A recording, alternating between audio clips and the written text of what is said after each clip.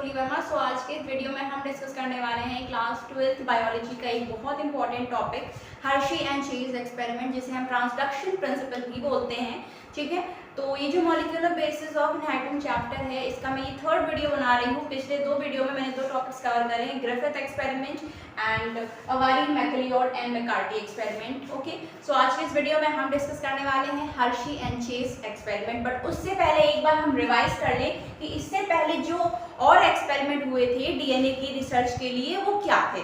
Okay, तो सबसे पहले क्या हुआ था, जो फ्रेडरिक ग्रिफिथ थे उन्होंने 1928 में माइस पे एक्सपेरिमेंट परफॉर्म किया था। उन्होंने क्या किया, एक कल्चर प्लेट में न्यूमोकॉकस बैक्टीरिया को ग्रो किया। उन्हें दो स्ट्रेन मिले, ठीक है, एस स्ट्रेन आर स्ट्रेन। तो हुआ क्या, जो लिविंग एस था, जो पैथोजेनिक था, जब वो माइस के अंदर एंटर किया गया तो माइस मर गया। ठीक है, लिविंग आर एंटर किया गया तो माइस जिंदा रहा, वो नहीं मरा। हीट किल्ड एस जब एंटर किया गया तो माइस जिंदा रहा।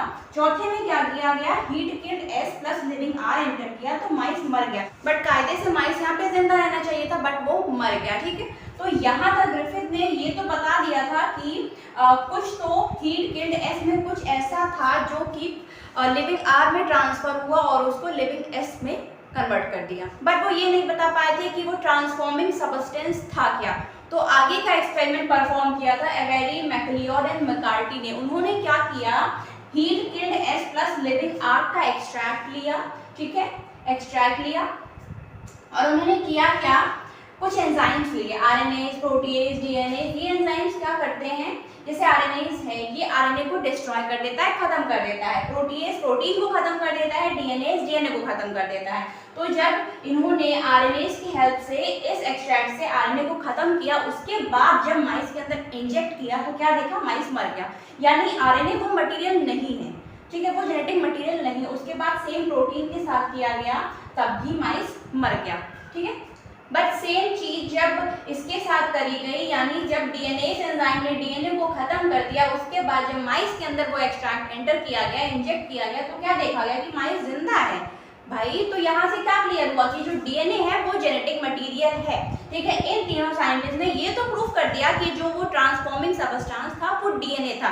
बट कुछ साइंटिस्ट का मानना था कि नहीं, वो डीएनए नहीं, वो प्रोटीन था। उन लोगों ने इन साइंटिस्ट की थ्योरी को नहीं माना। ठीक है, तो उसके बाद एक नए साइंटिस्ट आए, Alfred D Hershey and Martha chase. उन्होंने ये एक्सपेरिमेंट किया जेनेटिक मटेरियल को प्रूव करने के लिए कि वो डीएनए है या फिर प्रोटीन है। अल्फ्रेड डी हर्शी और मार्था चेज ने ये ट्रांसडक्शन एक्सपेरिमेंट किया था एक बैक्टीरियोफेज पे। ठीक है, ये है बैक्टीरियोफेज का स्ट्रक्चर। अब बैक्टीरियोफेज होता क्या है, आपको सबसे पहले ये पता होना चाहिए। तो बैक्टीरियोफेजेस, सबसे पहली चीज, ये वायरसेस होते हैं। बैक्टीरियोफेज वायरस होते हैं। ओके, ये ऐसे वायरसेस होते हैं जो बैक्टीरिया पे अटैक करते हैं, जो बैक्टीरिया को इन्फेक्ट करते हैं। आप ऐसा भी बोल सकते हैं, the viruses that attacks bacteria are called bacteriophage. Okay, so यहाँ पे बैक्टीरियोफेज का ये स्ट्रक्चर है। And one more important thing, ये जो बैक्टीरियोफेज है ये है इसका डीएनए। ठीक है, एंड ये जो हेड की जो आउटर कवरिंग है, ठीक है, ये प्रोटीन की बनी हुई है। So it is called protein coat. ठीक है, ये दो इंपॉर्टेंट बातें हो गई। तो बैक्टीरियोफेज के ये दोनों बेसिक कंपोनेंट्स हो गए, DNA and protein coat. Okay, and अब देखते हैं कि जो बैक्टीरियोफेज है ये इन्फेक्शन कैसे करता है। तो ये जो एक्सपेरिमेंट था, ये एक कॉमन बैक्टीरिया इशर्शिया कोलाई, जिसे हम ई कोलाई भी बोलते हैं, इस पे किया गया था। ऐसा बैक्टीरिया जो ह्यूमन डाइजेस्टिव सिस्टम में रहता है। ओके, तो सबसे पहले हम देखते हैं कि ये जो बैक्टीरियोफेज है ये बैक्टीरिया को इन्फेक्ट कैसे करता है। तो ये है बैक्टीरियोफेज, ठीक है, एंड ये है बैक्टीरियल सेल यानी ई कोलाई। तो इन्फेक्शन होता कैसे, सबसे पहले बैक्टीरियोफेज आता है और इस बैक्टीरियल सेल से चिपक जाता है एंड अपना जेनेटिक मटेरियल इस बैक्टीरियल सेल के अंदर इंजेक्ट करता है। इस बैक्टीरियल सेल को लगता है कि यार ये मेरा ही जेनेटिक मटेरियल है, तो आसानी से उसे अंदर आने देता है। उसके बाद क्या होता है, ये जो बैक्टीरियल सेल है इसके अंदर बहुत सारे नए बैक्टीरियोफेज की सिंथेसिस होती है। ठीक है, ओके, एंड सिंथेसिस होने के बाद होता क्या है, ये जो बैक्टीरियल सेल है, ठीक है, ये जो बैक्टीरियल सेल है ये एक एंजाइम रिलीज करती है, लाइसोजाइम।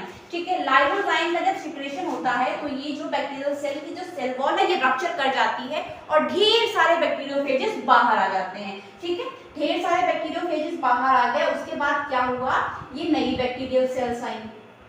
ठीक है। जो दूसरी बैक्टीरियल सेल्स हैं ये बैक्टीरियोफेजेस फिर उनसे चिपकेंगे, फिर वही सेम प्रोसेस होगी। तो इसी तरीके से एक बैक्टीरियोफेज अपना जेनेटिक मटेरियल एक से ज्यादा बैक्टीरियल सेल्स के अंदर इंजेक्ट करता है और इसी प्रोसेस को हम ट्रांसडक्शन बोलते हैं। ठीक है, आप सिंपली ऐसा भी बोल सकते हैं, the process in which bacteriophages transmit its genetic material from one bacterial cell to another bacterial cell is called transduction. Okay, simply तो यहाँ पे आप समझ गए कि जो इन्फेक्शन है वो कैसे होता है।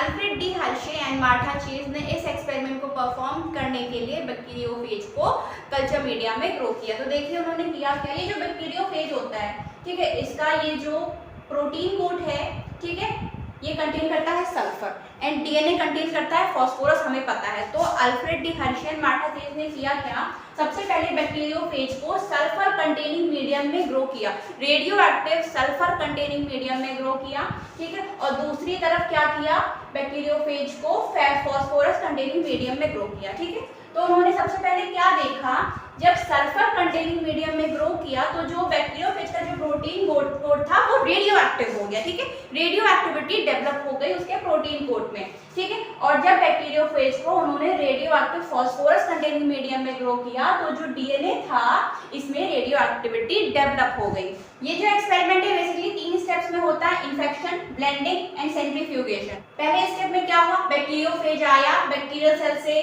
चिपक गया, ठीक है, और अपना जेनेटिक मटेरियल उसके अंदर एंटर कर दिया। सेम यहाँ पे भी हुआ, जेनेटिक मटेरियल अपना उसके अंदर एंटर कर दिया। उसके बाद एक बहुत इंपॉर्टेंट स्टेप है ब्लेंडिंग। देखिए बैक्टीरियल सेल के अंदर, ठीक है, बैक्टीरियोफेजेस ने अपना जेनेटिक मटेरियल तो इंजेक्ट कर दिया, अब वो बैक्टीरियल सेल से चिपक गए, ठीक है, अब उसको हटाना था तो उन्होंने ब्लेंड कर दिया। ब्लेंड करने का मतलब सिंपली उसको, जैसे घर में मिक्सर होता है ना, हम उसको कुछ भी हमें बनाना होता है तो हम मिक्स करते हैं फटाफट, ठीक है, तो उसी तरीके से उन्होंने उसको मिक्सर के जैसे घुमा दिया, जिससे क्या हुआ, ये जो चिपके हुए पार्टिकल्स थे ना वो हट गए, पार्टिकल्स तो हट गए, बट देखा क्या, ये जो था ये बहुत एक गंदा सा मिक्सचर बन गया है।